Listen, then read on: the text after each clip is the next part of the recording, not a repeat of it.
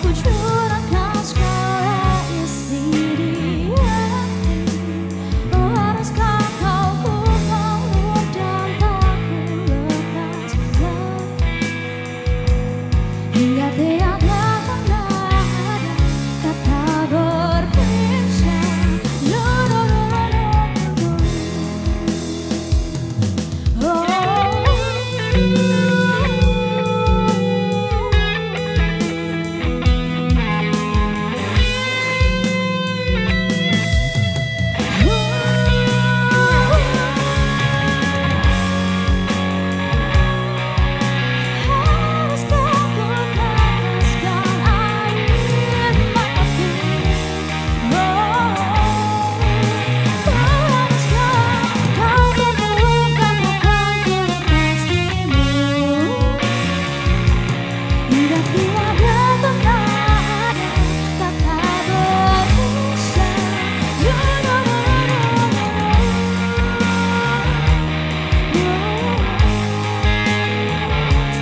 Isi hati.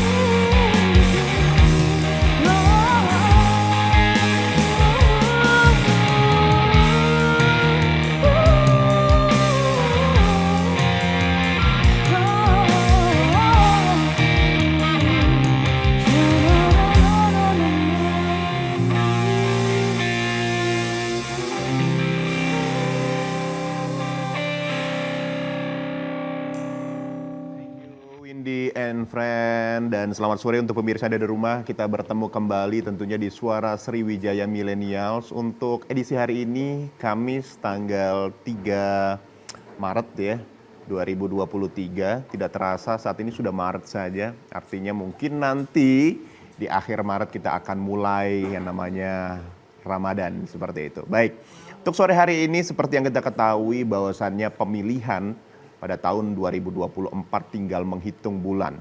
Artinya eksistensi dari masing-masing bakal calon baik presiden, kemudian juga DPR, kemudian juga kepala daerah saat ini sudah mulai dilakukan. Terbukti dengan dilihatnya banyak sekali. Mungkin Anda yang ada di rumah, millennials yang ada di rumah juga melihat banyak sekali saat ini sudah ada alat-alat peraga kampanye yang ditempel di sepanjang jalan. Ya kan, kalau di Palembang sendiri di Jalan Angkatan 45 ada, kemudian di Polda juga ada. Waduh, banyak sekali ya.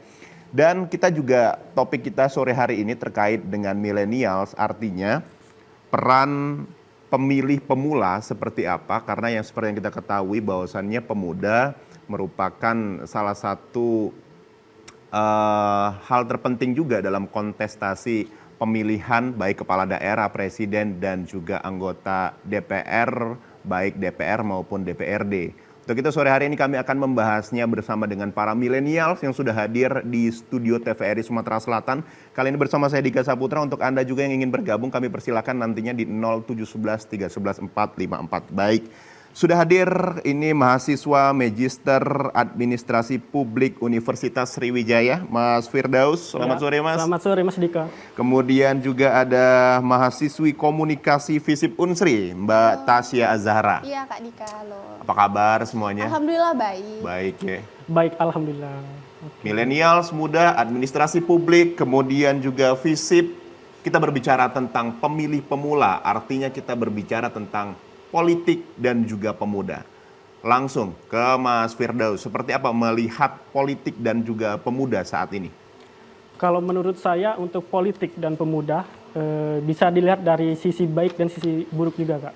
Jadi kita ini tidak bisa kita pungkiri bahwa perkembangan zaman ini, kemudian regenerasi bangsa harus menuntut para pemuda, khususnya untuk berpartisipasi dalam kegiatan-kegiatan politik seperti pemilu dan lain sebagainya. Menurut saya pemuda zaman sekarang ini sudah termasuk agak peduli, Kak, mengenai politik-politik yang ada di Indonesia ini. Seperti yang dapat kita lihat,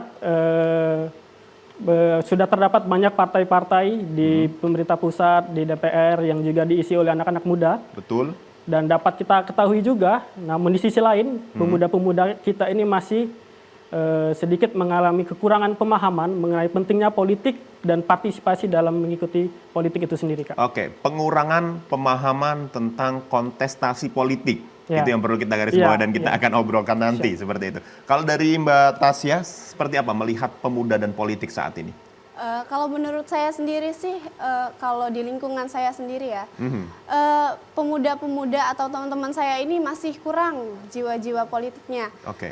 Karena mereka itu lebih banyak membicarakan hal-hal yang nggak penting gitu. Misalnya kayak percintaan-percintaan gitu ya. Percintaan ya. Iya, betul sekali.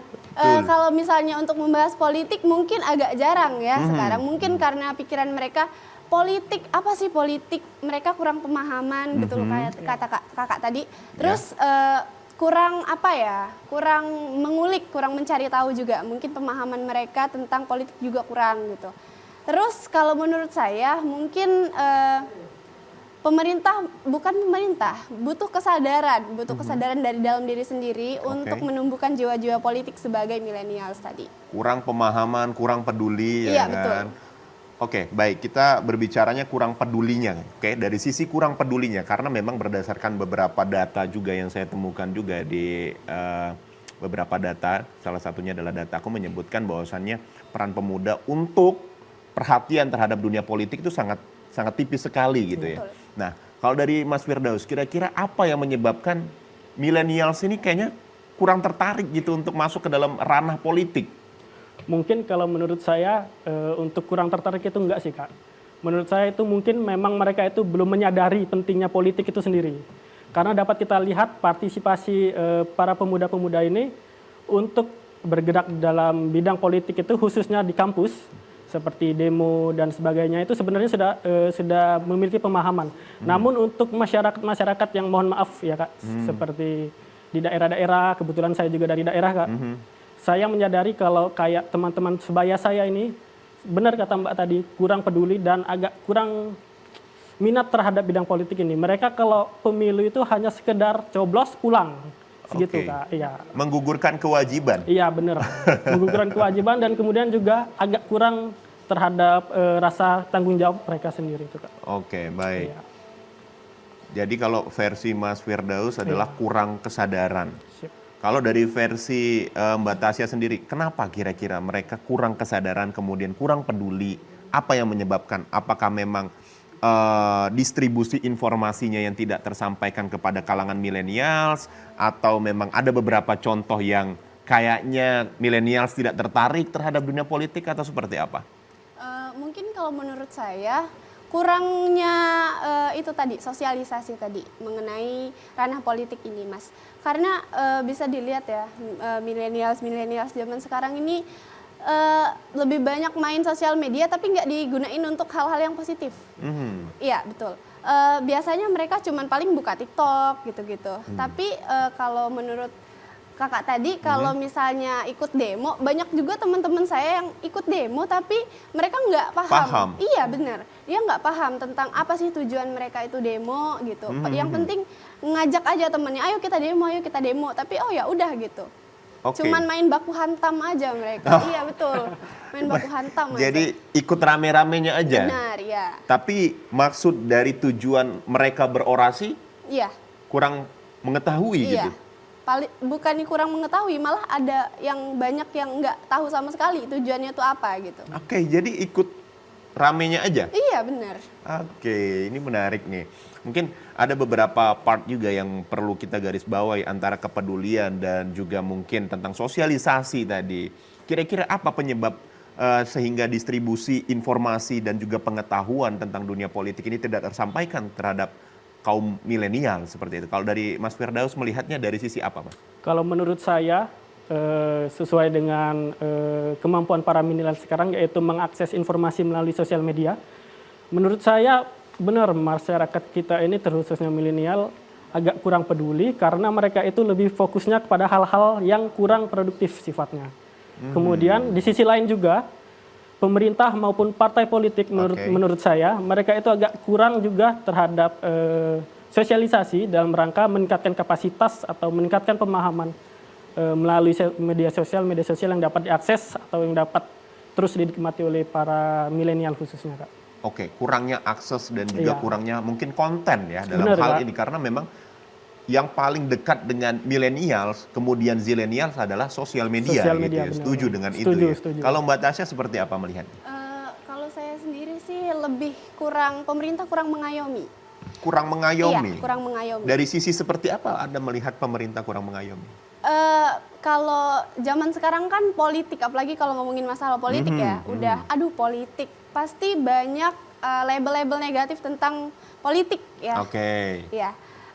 Jadi mereka tuh yang kayak ngapain sih ngurusin masalah politik gitu. Hidup kita aja udah susah, ngapain ngurusin politik gitu. Oke, label-label seperti apa nih? Saya pengen tahu di kalangan milenials yang nggak apa-apa terlabel. dibilangnya. Takut gitu. Takut untuk berbicara nggak apa-apa. Iya, nanti saya dibully lagi. Artinya banyak label-label yang tanda kutip Iya, betul. minor gitu ya terkait dengan bagaimana percontohan politik di Indonesia khususnya di Sumatera Selatan juga seperti akhirnya mereka cuek gitu ya untuk mengikuti atau Kurang juga respect. kurang respect Iya, terhadap betul. dunia politik tadi gitu. Bagaimana seharusnya mungkin solusi yang kita sebagai millennials inginkan terhadap mungkin label-label yang seperti itu atau seperti apa? Silakan. Mungkin yang pertama menumbuhkan rasa percaya kepada pemerintah setempat gitu ya. Jangan cuman punya pikiran oh kalau pemerintah itu pasti korupsi, pasti gini gitu ya. Tapi kita harus lebih punya rasa percaya kalau pemerintah itu ada untuk mengayomi kita gitu. Oke. Artinya mengayominya itu dan juga personal brandingnya mungkin Iya, yang betul. perlu diperbaiki Iya, juga iya, gitu betul. ya. Kalau dari Mas Firdaus setuju dengan Saya memiliki pandangan lain, Kak. pandangan yang berbeda? Ya. Oke. Menurut saya ini kalau masalah sosialisasi dan mengayomi ini memang itu tugas dari partai politik masing-masing, tapi itu kan agak bukan menjadi tanggung jawab mereka juga, Mas. Karena untuk meningkatkan kemampuan atau pemahaman milenial terkait politik itu sendiri, saya kira itu harus dimulai dari perbaikan-perbaikan mulai dari diri sendiri, Mas.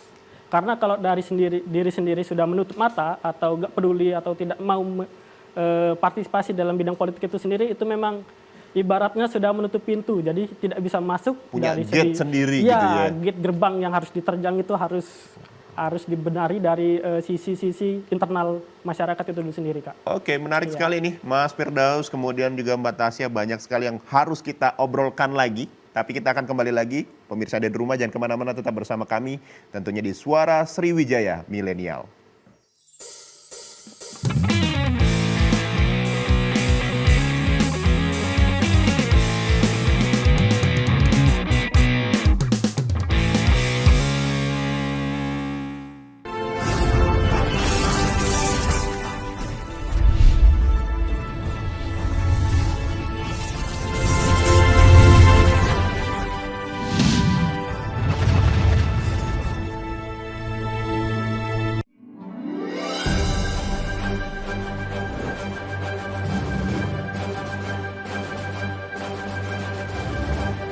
Hello and welcome to Focus Today here on TVRI World, airing live from Jakarta with the latest reports from Indonesia and the world. 24-hour channel broadcasting in English with the latest, most comprehensive information on Focus Today.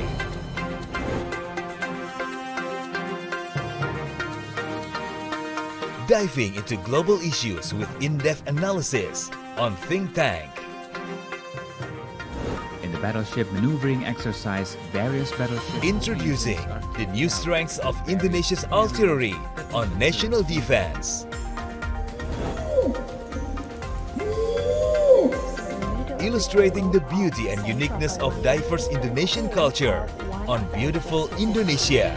namely orang utan. Yang saya hormati Menteri Keuangan Republik Indonesia. Keuangan Sri Mulyani mengajak rombongan tamu dari negara G20. And don't miss out on exclusive coverage on Indonesia's G20 presidency on G20 Finance Track. All presented to you right here on TVRI World.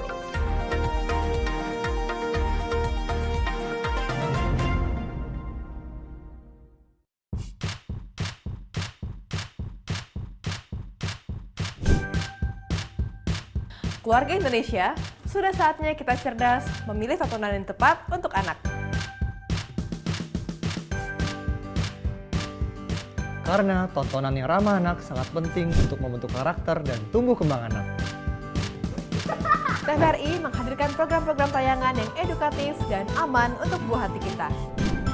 Ayo, buah hatiku sayang.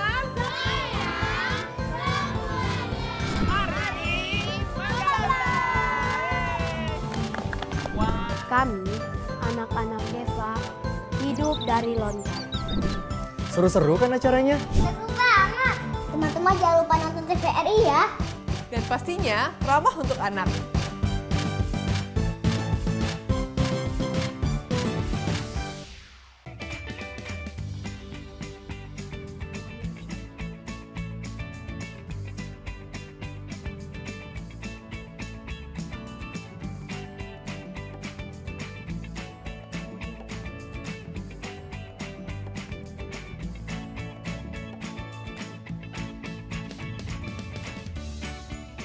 Gimana?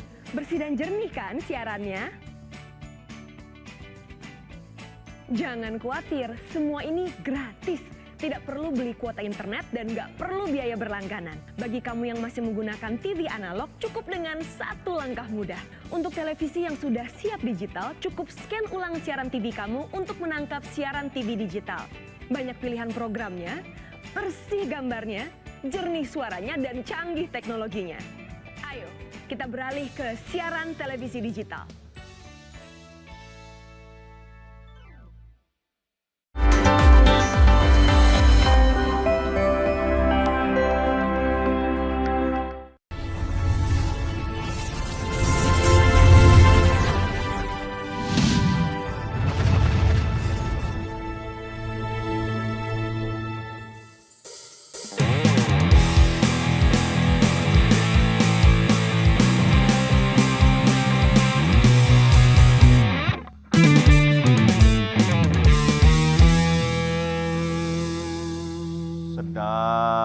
Thank you bro. Oke, pemirsa yang ada di rumah terima kasih masih bersama kami tentunya di Suara Sriwijaya Millennials. Untuk Anda yang ingin bergabung bersama kami di 0711 311 454 kami persilahkan tentunya terkait dengan tema kami yaitu mengulik pemilih pemula. Dan berdasarkan riset yang saya baca juga, ini pemirsa ada riset dari Center for Strategic and International Studies atau biasa yang kita kenal CSIS. Ini menyebutkan bahwasannya hanya 14,6% anak muda yang memiliki keinginan untuk mencalonkan sebagai anggota dewan. Sementara 14,1% lainnya anak muda ingin mencalonkan diri sebagai kepala daerah. Sementara sekitar 84,7% anak muda tidak memiliki keinginan untuk mencalonkan diri sebagai anggota dewan. Kemudian juga ada sebanyak 85,2% ini anak muda yang tidak ingin mencalonkan diri sebagai kepala daerah. Berdasarkan survei ini, kita menyebut dan kita setuju bahwasannya keinginan bagi para pemilih pemula termasuk juga millennials di sini kategorikanlah dan juga zillennials, artinya keinginan untuk menjadi kepala daerah, kemudian keinginan untuk menjadi presiden itu sangat rendah sekali. Tanggapan Mas Firdaus terkait dengan survei ini seperti apa? Iya, menurut pengamatan saya juga Kak, mengapa itu dapat terjadi? Rendah-rendahnya minat milenial terhadap politik itu. Karena ya pertama branding tentang politik itu sendiri sudah agak kurang, dalam tanda kutip agak kurang baik sudah di telinga-telinga masyarakat Indonesia, khususnya milenial. Karena itulah jadinya kita ini sebagai akademisi atau para politisi-politisi lain harus terus memberikan pemahaman mengenai pentingnya partisipasi masyarakat, khususnya anak-anak pemuda zaman sekarang. Karena mau tidak mau nanti kan mereka-mereka juga ya akan mengisi kursi-kursi kepemimpinan di Republik Indonesia ini, Kak. Jadi menurut saya, ya mau tidak mau memang ini harus segera diperbaiki, Kak. Oleh semua pihak. Karena tongkat estafet ini akan segera berganti gitu. Iya, benar, Kak. Karena kalau minat dari milenial itu sendiri rendah, maka akan menyebabkan atau kualitas-kualitas di kader-kader masa depan nanti juga akan menurut saya akan mengalami penurunan atau degradasi kualitas dari para pemimpin atau partisipasi dalam politik itu sendiri, Kak. Oke, Iya. terjadi degradasi dan Iya. itu sangat bahaya untuk sebuah negara kesatuan gitu ya. Iya, Oke, benar. baik. Saya ke Mbak Tasya, melihat survei ini gitu ya. Kira-kira apa yang perlu dilakukan untuk meningkatkan minat sehingga mungkin para zilenial dan juga milenials ini akan kembali melihat politik sebagaimana mestinya? Kalau menurut saya lebih ke kesadaran diri aja sih. Percuma kita dipaksa tapi kita nggak sesuai sama bidang itu. Jadi lebih baik ke kesadaran diri masing-masing biar nanti ngejalaninnya juga enak, berjalan seperti air mengalir. Jadi lebih dari hati gitu ngerjainnya gitu segala sesuatu gitu. Terus untuk yang menurut kakak tadi tuh mungkin menurut saya ya itu lebih ke apa ya? Gimana ya ngomongnya? Apa tuh? Diobrolin aja, jangan ada yang dimalu-maluin. Apa tuh? Apa ya, lupa saya. Kesadaran terhadap terhadap politik itu. Terhadap kesadaran yang harus ditumbuhin di dalam diri sendiri gitu, biar ngejalaninnya juga enak gitu. Oke. Kesadaran ya, kemudian juga harus diperbaiki dari berbagai macam, salah satunya kepercayaan tadi. Kira-kira melihat kepercayaan para milenials gitu terhadap dunia politik, terhadap bagaimana politik ini berkembang, melihatnya mungkin seperti apa saat ini, Mas Firdaus? Kalau menurut saya ini perkembangan milenial terhadap politik agak sedikit mengalami keterhambatan, Kak. Soalnya kembali lagi karena mereka ini agak kurang menyukai dan kurang minat terhadap politik itu sendiri. Jadi mau tidak mau memang harus para pemuda ini pertama harus terdapat kejiwa atau kemauan dalam berpartisipasi dalam politik itu sendiri. Oke, kemauan ini tidak harus menjadi sebagai kepala daerah, kemudian juga menjadi presiden gitu ya. Yang perlu kita garis bawahi, kemauan dalam artian peduli terhadap politik, baik itu menyoroti, baik itu mengawasi atau terjun langsung di dalam dunia politik gitu ya. Oke. Kalau menurut saya benar kata kakak itu. Dalam partisipasi itu tidak mesti jadi kepala daerah atau kepala negara. Kita bisa mulai dari hal-hal yang kecil terlebih dahulu seperti pelaksanaan pemilu itu sendiri, kita menjadi panitia penyelenggara dan sebagainya, kemudian ikut serta dalam penyusunan kebijakan-kebijakan mulai dari tingkat desa, kabupaten maupun provinsi dan lain sebagainya. Namun nih Kak, yang dapat jadi catatan nih bagi seluruh pihak mungkin barangkali ya. Menurut saya kalau lemahnya partisipasi milenial khususnya dalam politik ini, mungkin mereka ini agak juga bingung aksesnya untuk ikut serta politik itu sendiri mau lewat mana nih Kak? Betul, ya. akses. Mungkin ini juga menjadi salah satu tanda tanya gitu ya. Tanda tanya bagi para milenial. Kalau saya pengen menjadi salah seorang penyusun kebijakan ini seperti apa atau menjadi salah seorang panitia seperti apa gitu. Punya pengalaman menjadi panitia atau seperti apa, Mas? Kalau panitia saya belum ada nih Kak pengalaman, tapi untuk kegiatan-kegiatan seperti untuk mengikuti pemilihan kepala daerah, kepala negara itu sudah pernah waktu 2018 dan 2019 kemarin, Kak. Kalau Tasya sendiri seperti apa? Kebetulan saya belum pernah kalau ikut langsung terlibat karena saya dulu waktu 2018 masih SMA atau SMP gitu. Tapi jadi, untuk mengikuti pemilu untuk mencoblos gitu belum juga? Belum. Soalnya kemarin belum cukup 17 tahun. Oke, berarti tahun ini sudah bisa gitu ya? Iya, sudah bisa. Coblos tapi ya tahun ini ya? Iya. Harus ya? Iya, insya Allah. Siapapun nanti pilihannya kita harus ikut terhadap pemilihan ini gitu. Oke. Pengalamannya seperti apa melihat kontestasi atau ikut di dalam hal itu kemarin? Waktu 2018 dan 2019 itu saya ini kan asli daerah Kak, daerah di Desa Karya Maju, Kecamatan Keluang, Kabupaten Musi Banyasin.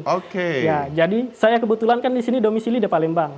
Jadi saya itu very excited untuk mengikuti partisipasi pemilihan umum ini. Jadi saya khususkan mudik H-1 untuk mengikuti pencoblosan ini Kak. Dan menurut saya pencoblosan ini dari segi penyelenggaraan sudah cukup baik, namun memang ada beberapa hal yang perlu dibaiki seperti kembali lagi sumber daya manusia kita khususnya di daerah-daerah itu masih perlu dibina dan diarahkan untuk bagaimana mengikuti mekanisme dari politik itu sendiri bagaimana dan lain sebagainya Kak.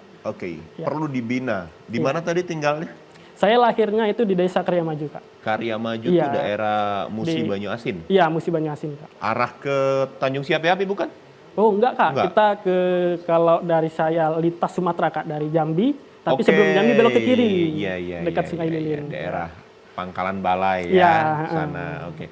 Seperti apa melihat bagaimana pemuda-pemuda di sana, kita garis bawah karena tema kita adalah pemuda saat ini, melihat bagaimana mereka peduli tidak terhadap pemilihan politik seperti itu. Kalau kita lihat peduli atau tidak peduli, mereka peduli. Karena mereka ikut serta dalam pemilihan itu sendiri. Namun saya kira, Kak, ya, saya kan juga turut serta kemudian berkomunikasi dengan kawan-kawan sebaya saya waktu di desa itu. Oke. Mereka memilih itu bukan karena ingin memilih, tetapi memilih itu karena atas perintah atau arahan dari kelompok-kelompok tertentu, Kak. Oke. Ya. Artinya bukan dari dirinya sendiri Ya, gitu benar, ya? Kak. Jadi menurut saya mereka ini agak, menurut saya ya mohon maaf nih, agak kurang bertanggung jawab atas apa yang mau dipilih kepala daerah ini. Karena kan kepala daerah ini kan penting, Kak, untuk pembangunan dari daerah itu sendiri. Oke, Ya. sangat penting sekali terkait dengan kebijakan daerah itu, kemudian terkait juga dengan bagaimana maju tidaknya nanti Ya, gitu benar, ya daerah Kak, ya. tersebut. Kalau Tasya melihatnya seperti apa pemilihan kepala daerah gitu, kemudian nanti ada juga pemilihan presiden. Harusnya seperti apa sih kita sebagai pemilih nantinya? Menurut saya lebih ke nggak usah dengerin isu-isu menjelang Oke. pemilihan umum, kan banyak banget isu-isu. Wow, banyak banget tuh. Iya, banyak banget, mulai dari kemarin tuh ada ditundanya pemilu 2024, terus presiden kita itu lanjut mau 3 periode. Oke. Jadi kita sebagai generasi milenials itu tutup telinga aja terhadap isu-isu kayak gitu. Cari tahu dulu kebenarannya sebelum ngomong, sebelum memberikan pendapat gitu. Oke, nah ini nih menarik nih ya, pemirsa yang ada di rumah juga gitu ya, terkait dengan hoax yang ketika pemilu banyak banget, ya kan? Setuju? Iya. Setuju ya, mulai dari sosial media berbagai macam, ya kan? TikTok, kemudian Instagram, Facebook dan lain sebagainya, banyak sekali disinformasi yang kita Iya. temukan di sana. Anda melihat ini seperti apa sih? Kita sebagai orang yang membaca itu, apa yang harus kita lakukan, Mas Firdaus? Untuk fenomena hoax ini sendiri sebenarnya kita pertama harus meriset atau mencari tahu dulu tentang berita ini. Jangan Betul. langsung ditelan mentah-mentah. Kenapa berita-berita ini kok seperti ini, itu sebaiknya kita harus mencari tahu dulu dari berbagai sumber, kemudian baru kita dapat simpulkan kebenaran atau ketidakbenaran dari berita itu sendiri, Kak. Oke. Ya, Jadi nggak langsung ditelan nggak mentah-mentah. langsung telan mentah-mentah, benar. Tasya seperti apa melihat fenomena itu dan bagaimana sikap Tasya terhadap hoax-hoax yang bertaburan seperti itu? Kalau Tasya lebih ke cari tahu kebenarannya nih, Kak. Tapi kalau misalnya ibu-ibu atau ibu-ibu Facebook zaman sekarang nih biasanya lihat Waduh. berita langsung, wah ini gini nih, wah ini gini nih. Mereka langsung percaya aja, langsung kayak ngomong ke masyarakat gitu. Ternyata ini gini loh. Main percaya aja gitu. Nah, gitu sebagai tugas kita nih sebagai generasi millennials untuk mengingatkan kalau jangan mudah percaya sama berita-berita kayak gitu yang belum teruji kebenarannya. Oke, ibu-ibu Facebook kan? Iya betul, ibu Facebook. Ibu-ibu Facebook. Ini nih menarik juga nih. Kita tidak bisa memungkiri juga bahwasannya arus informasi saat ini berkembang sangat cepat gitu Sangat ya. cepat. Dan yang mengakses informasi itu tidak hanya milenial dan juga zilenial. Ada generasi baby boomer di situ. Ya, benar. Yang ketika mempercayai atau juga membaca literasi-literasi yang belum tentu itu benar, kemudian langsung menyimpulkan sesuatu. Bagaimana Anda menyikapi hal itu? Anda sebagai milenial ketika mungkin keluarga terdekat lah, nggak usah orang jauh dulu, keluarga terdekat baik ibu kita, bapak kita, kemudian melihat seperti itu, wah langsung, wah gini ya, terjadi sebuah apa ya, hal-hal yang meriuhkan saat itu seperti apa? Harusnya kita sebagai milenial. Iya, Kak. Kalau menurut saya, sebelum saya menjawab pertanyaan tersebut, dapat kita tandai dulu nih, Kak, bahwa kenapa sih terdapat hoax-hoax saat dekat-dekat pemilu itu sendiri. Itu sebenarnya menjadi PR dari partai politik dan pemerintah sendiri sih, Kak. Kenapa sih kok hal itu terjadi? Kok nggak bisa dengan isu-isu yang positif aja gitu loh. Walaupun ya kita tahu ini adalah sebuah kompetisi. Tetapi ya mau gimana lagi ya, kita ini harus sebenarnya agak miris juga tentang hoax-hoax gitu. Jadi kalau menurut saya terkait hoax-hoax itu sebaiknya ibu-ibu atau keluarga-keluarga terdekat ini, khususnya kalau dekat-dekat pilkada jangan terlalu tidak usah terlalu ditanggapi lah hal-hal yang seperti itu. Kita netral aja, kemudian fokus dengan apa yang mau kita pilih, mau kita bawa kemana ke negeri dan daerah ini, gitu aja sih Kak. Ya. Artinya lebih dewasa menyikapi Lebih dewasa, benar. berita hoax gitu. Kalau Tasya, misal nih di kalangan rumahnya atau orang tuanya berbeda pendapat tentang atau juga berbeda pilihan terkait partai politik itu kan, waduh. Bahkan ada juga tuh di berita-berita bahwasanya nyebut, oh ini bapaknya milih ini, ibunya milih ini, anaknya pusing mau kemana. Kita sebagai orang yang milenials yang sangat dekat dengan dunia teknologi informasi, bagaimana seharusnya? Lebih ke berpegang teguh pada pendirian aja sih. Lebih dicari tahu gitu, keunggulan masing-masing tiap pasangan calon pemilu yang bakal kita pilih itu apa gitu. Terus lebih nggak usah dengerin apa-apa isu-isu hoax buruk yang tadi sih. Iya, banyak banget tuh ya isu-isu yang hoax kayak gitu iya, kan. Dan artinya tutup kuping aja. Iya, benar. Jadi kalau membaca literasi kita harus lihat dulu dari mana literasinya gitu ya. Artinya dicari dulu. Di dalam Islam apa namanya tuh ditabayunkan dulu gitu ya. Oke, ditabayunkan dulu beritanya ini bener apa enggak sih? Ya kan. Oke, kita akan ngobrol lagi, tapi sebelumnya kita akan mendengar suara Mas dari Windy and Friend. Mainkan Win.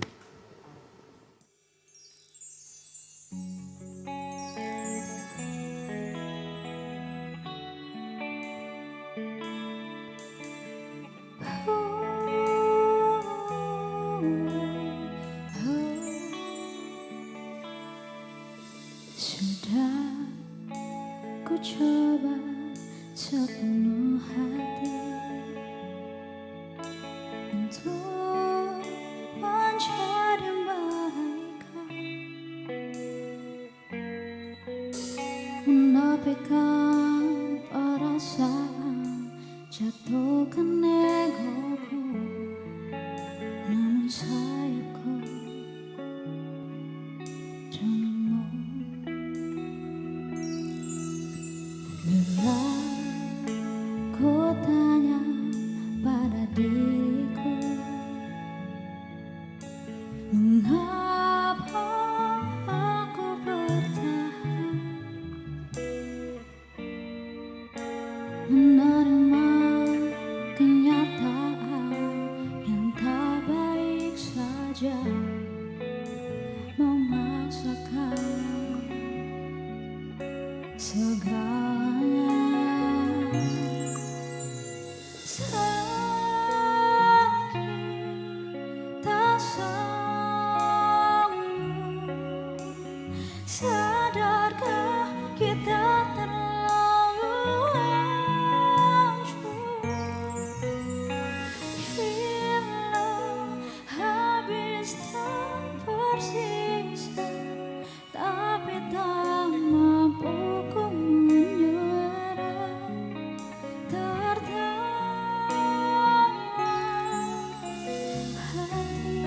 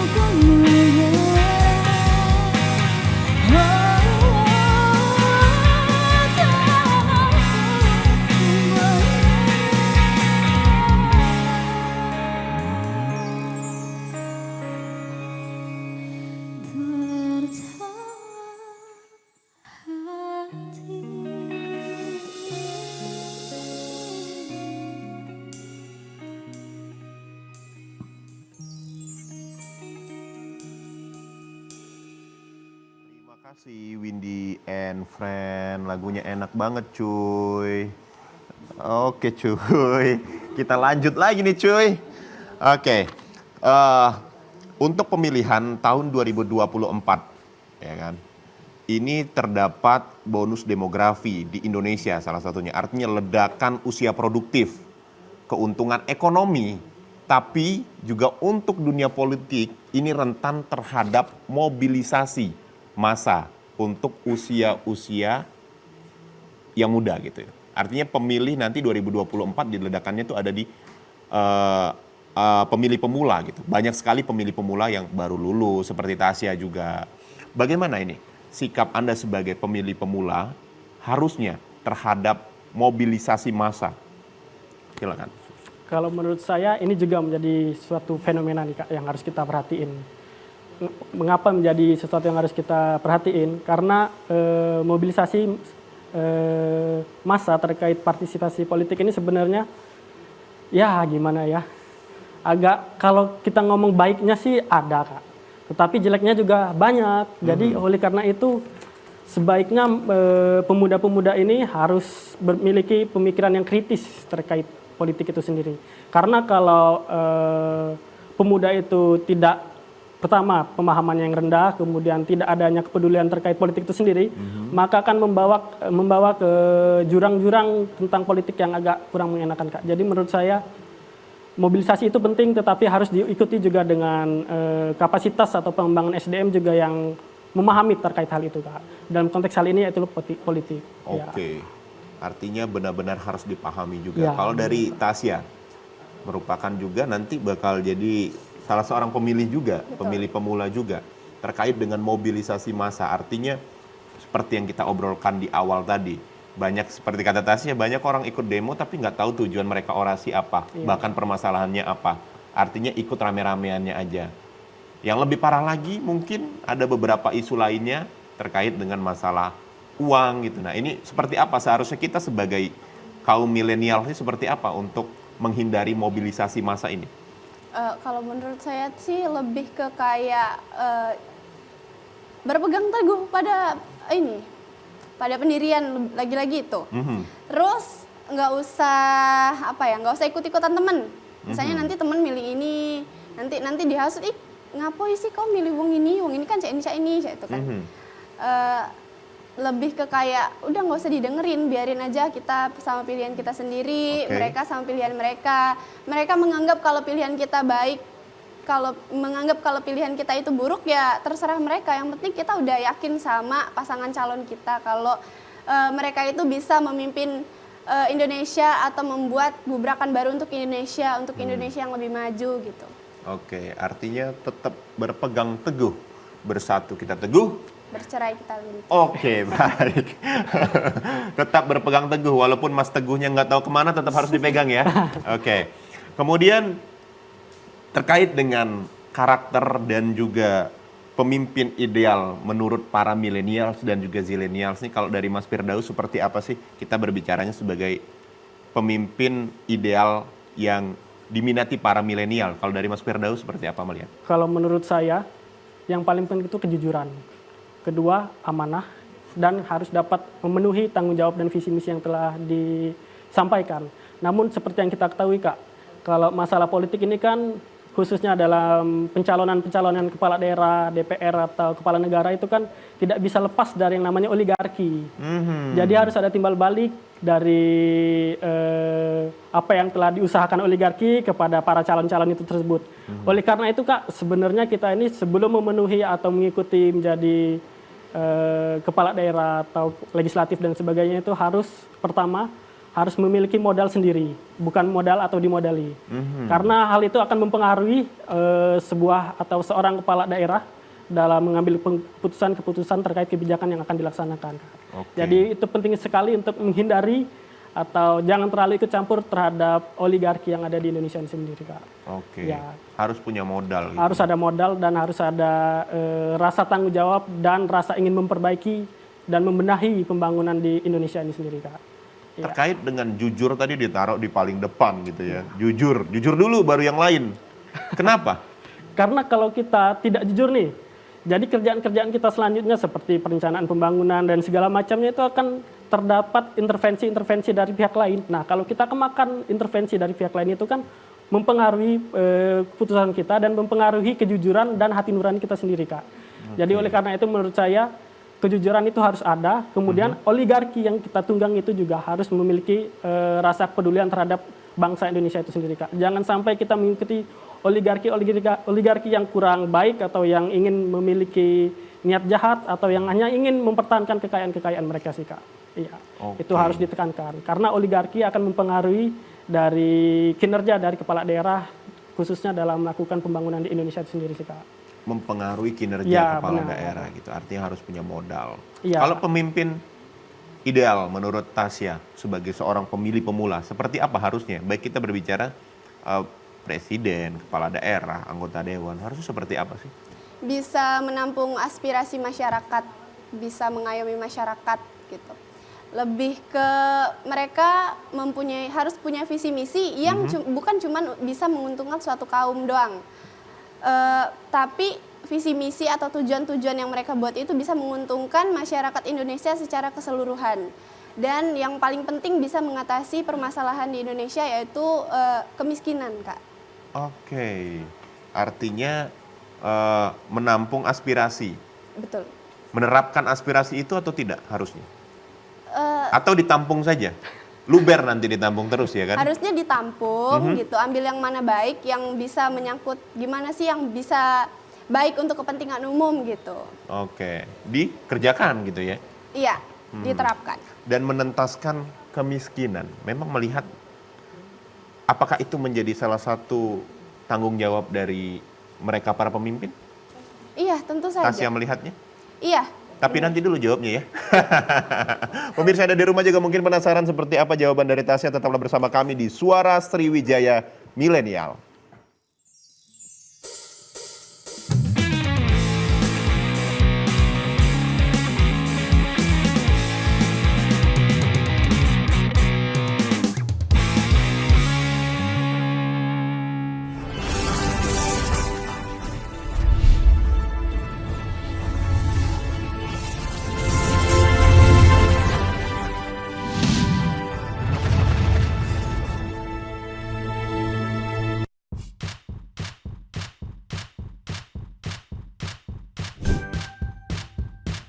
Keluarga Indonesia, sudah saatnya kita cerdas memilih tontonan yang tepat untuk anak. Karena tontonan yang ramah anak sangat penting untuk membentuk karakter dan tumbuh kembang anak. TVRI menghadirkan program-program tayangan yang edukatif dan aman untuk buah hati kita. Ayo ke museum. Ini buah hatiku sayang.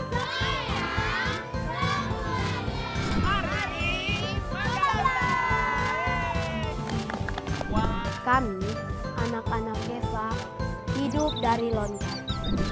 Seru-seru kan acaranya? Seru banget. Teman-teman jangan lupa nonton TVRI ya. Dan pastinya ramah untuk anak.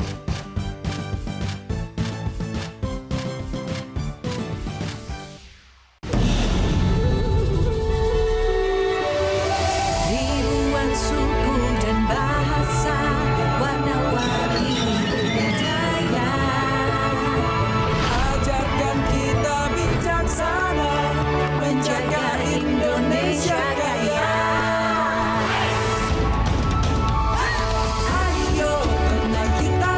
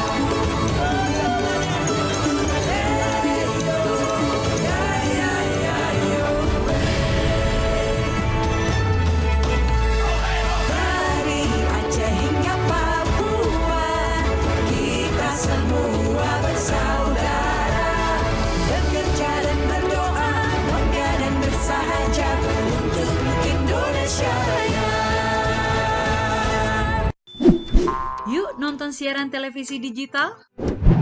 Bagaimana ya cara menangkap siaran televisi digital? Pertama, pastikan di daerah Anda sudah ada sinyal siaran televisi digital. Kedua, gunakan antena UHF di dalam atau di luar rumah Anda. Ketiga, pastikan televisi Anda sudah dilengkapi penerima siaran digital DVB T2.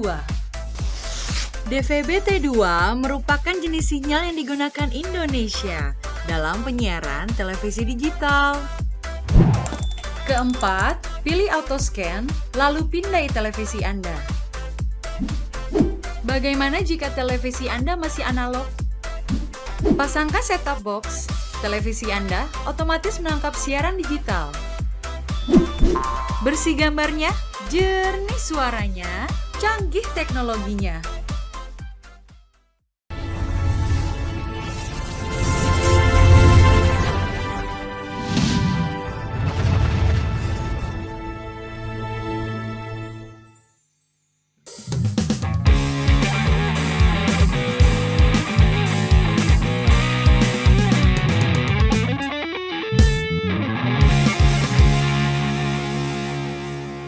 Terima kasih pemirsa, Anda masih menyaksikan Suara Sriwijaya Milenial, masih bersama saya Dika Saputra. Untuk Anda yang ingin bergabung, kami persilakan tentunya di segmen terakhir kami hari ini di 0711 311 454 masih terkait dengan tema kami yaitu mengulik pemilih pemula. Masih bersama dengan Mas Firdaus dan juga Mbak Tasya. Oke, kita tadi sempat terputus. Apakah kemiskinan itu juga merupakan salah satu tanggung jawab dari mereka para pemimpin atau seperti apa melihatnya? Iya, tentu saja kemiskinan itu merupakan tanggung jawab dari pemerintah. Kenapa? Karena kita memilih menggunakan hak suara kita untuk memilih kepala daerah. Tentu saja kita mempunyai harapan kalau misalnya daerah kita itu bisa lebih maju daripada sebelumnya gitu. Kita berharap gitu. Jadi merupakan tugas pemerintah untuk menanggulangi kemiskinan tersebut.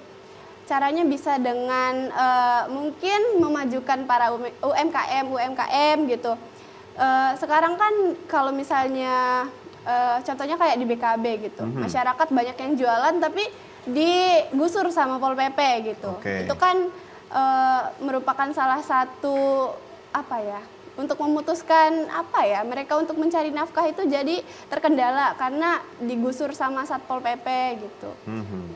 Bisa jadi itu cuman jadi mata pencarian utama bagi mereka gitu. Mungkin kalau nggak di situ mereka nggak bisa nyari makan atau gimana gitu. Artinya kemajuan suatu daerah ini berpatokan terhadap para pemimpinnya gitu. Mas Firdaus setuju akan hal ini atau seperti apa? Ya tentu Kak setuju, karena siapa lagi nih kalau bukan dari pemimpin-pemimpin itu sendiri. Tetapi yang perlu kita garis bawahi, seorang pemimpin itu harus dapat mampu menjalankan visi misi apa yang telah dijanjikan. Kemudian harus juga dapat memperhatikan alokasi anggaran, khususnya dalam pembuatan kebijakan tentang kemiskinan, pendidikan, kesehatan dan sebagainya macamnya Kak. Karena kalau kebutuhan dasar tersebut tidak dapat dipenuhi nih, bisa-bisa negara kita atau daerah kita ini agak sedikit chaos nih dong.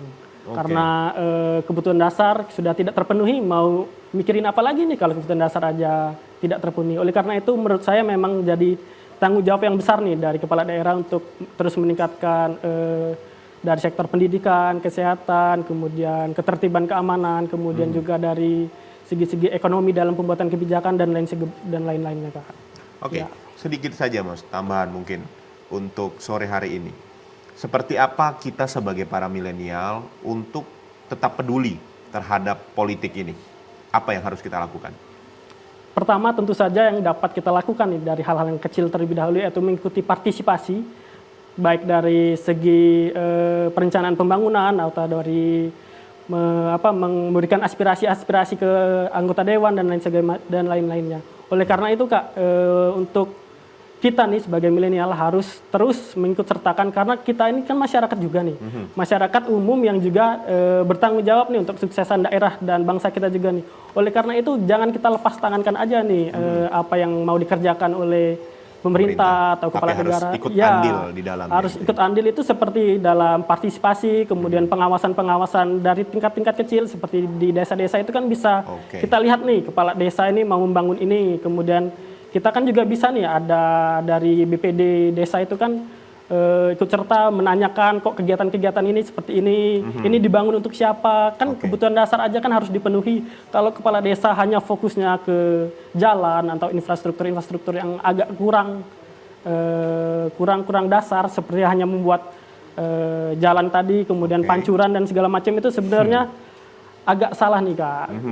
Seharusnya pemerintah itu harus yang pertama dilakukan itu dalam meningkatkan kesejahteraan itu, pertama harus melakukan peningkatan pendapatan dari tingkat desa itu sendiri, Kak.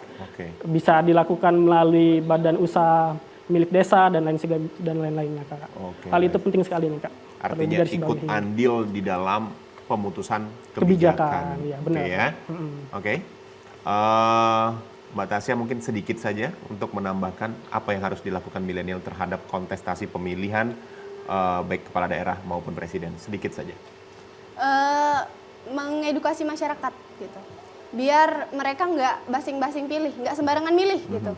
Kalau misalnya kita sembarangan milih, ya kan, balik lagi pemilihan kan itu 1 kali dalam 5 tahun, jadi ada baiknya kita tetap memilih dengan hati nurani dan kita mempelajari apa visi misi dia ya. Oke, baik. Terima kasih Mas Firdaus, kemudian Mbak Tasya sudah hadir di studio TVRI Sumatera Selatan, ya kan? Sukses selalu untuk kalian berdua, selesaikan kuliahnya. Siap, terima kasih ya kan? Kak.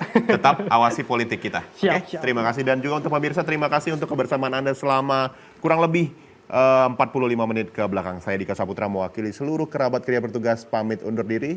Satu buah lagu dari Windy and Friends sebagai penutup kita sore hari ini. Sampai jumpa.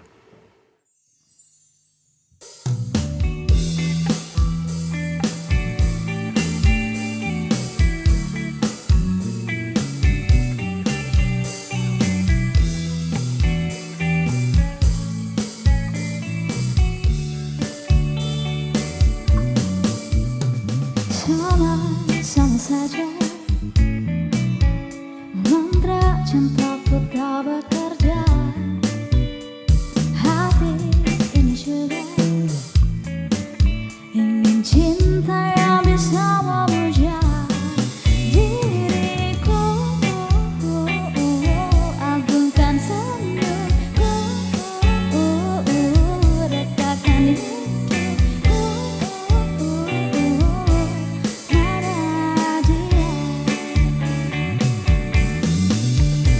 Sama saja mantra cintaku tak bekerja. Hati ini juga ingin cinta yang bisa memuja diriku. Rekatkan senyumku, agungkan hidupku.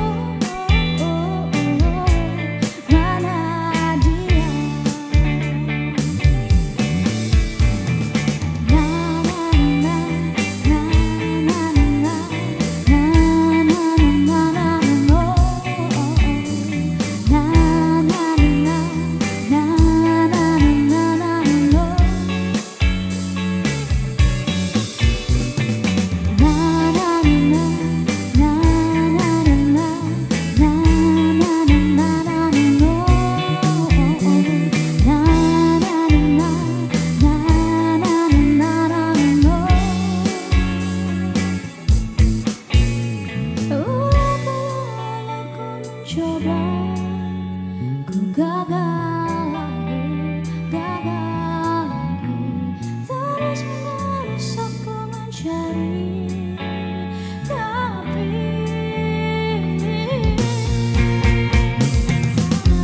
sama saja.